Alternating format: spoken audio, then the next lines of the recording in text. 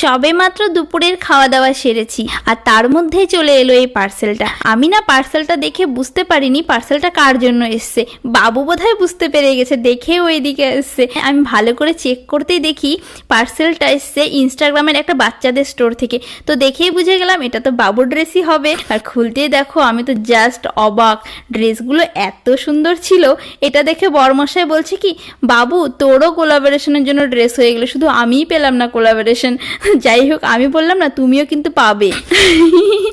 আর এর ড্রেসগুলো যতটা দেখতে সুন্দর ছিল এর কোয়ালিটিও জাস্ট অসাম ছিল, মানে এতটা সফট। দেখো তোমাদেরকে একটা একটা করে খুলে দেখাই কতটা সুন্দর এর লুকস। তবে তোমরা যদি অর্ডার করতে চাও বাচ্চাদের জন্য আমাকে একবার কমেন্টে কিন্তু জানিও, তাহলে আমি সবাইকে জানিয়ে দিব স্টোরটার নাম কি।